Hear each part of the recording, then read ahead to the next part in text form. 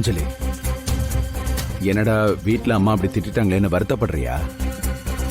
பின்ன என்ன அங்கிள், அம்மாவும் அக்காவும் இது சரியா வராது, உன்னோட ஹெல்த் ஒத்துழைக்காது, ரொம்ப கஷ்டப்படுவ, வேண்டான்னு சொல்றாங்க.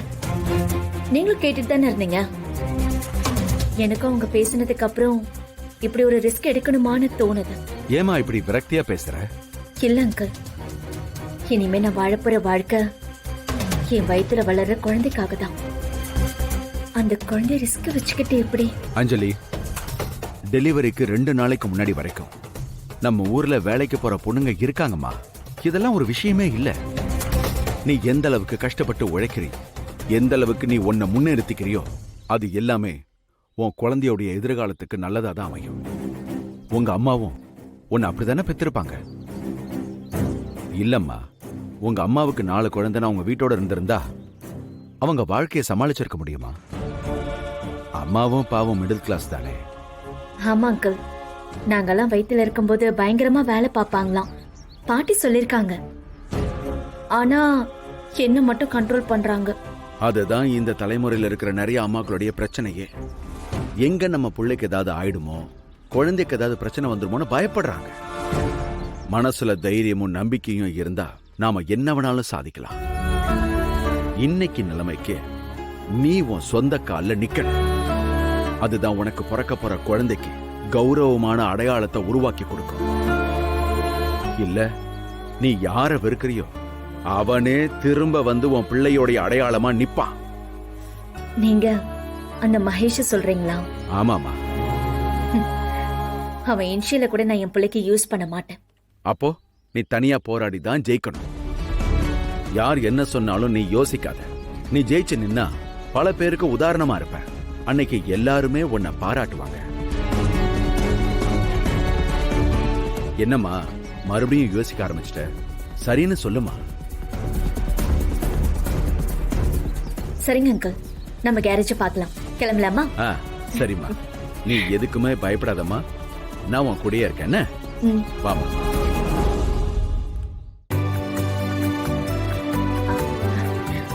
சார். சொல்லுங்கம்மா, உங்களை நம்பி எப்படிமா கேரேஜ் கொடுக்கறது? ப்ளீஸ் சார், எங்க அப்பாவுக்கு பெரிய எக்ஸ்பீரியன்ஸ் இருக்கு. இப்போ உங்க அப்பா தான் இல்லையே, நீ ஒரு பொண்ணு, இவரு வயசானவரு.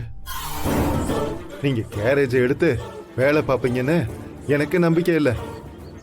நீங்க வேற எங்கேயாவது பாத்துக்கங்க. அஞ்சலி, வாமா, வேற இடத்துக்கு போலாம்.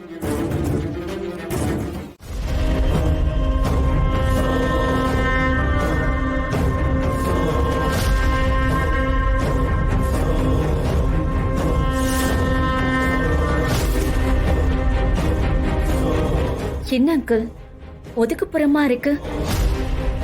இப்படி ஒரு கடை இருக்கிறதே எனக்கு தெரியாதே. நம்பி இறங்கலாமா?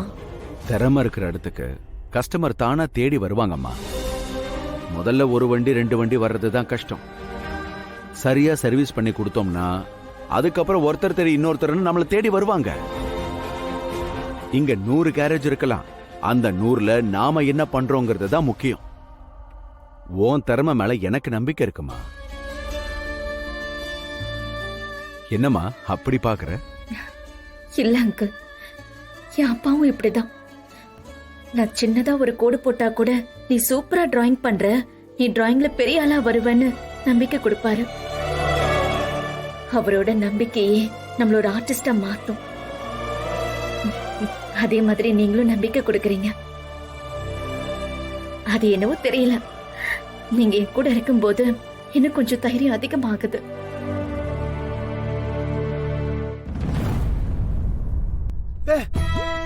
அஞ்சலி, வாங்க அண்ணி. அண்ணா, அம்மா வரலையா? அம்மா உன் மேல ரொம்ப கோவமா இருக்காங்க. வற்புறுத்தினா வர முடியாதுன்னு சொல்றாங்க.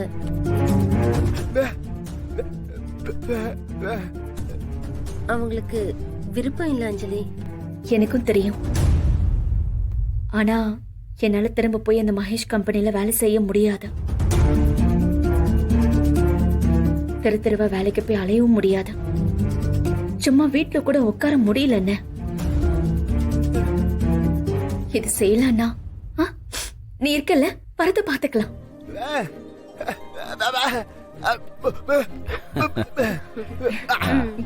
ஆ. சரி சரி வாங்க சுத்தம் பண்ணலாம்.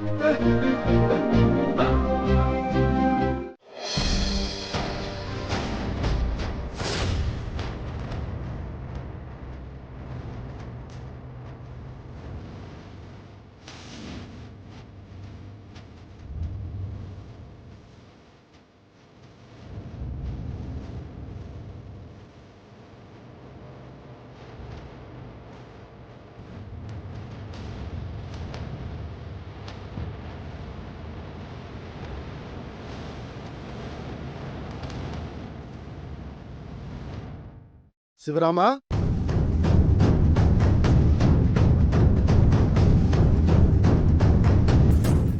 சிவராமா,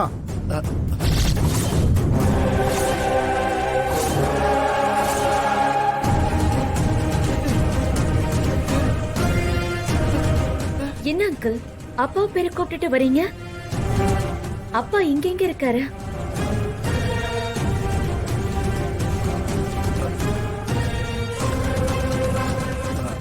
இல்ல எனக்கு எப்ப வந்தாலும் சிவராமன் ஞாபகம் தாம்மா. அதான் நினைவில்லாம அவனை கூப்பிட்டுட்டேன்.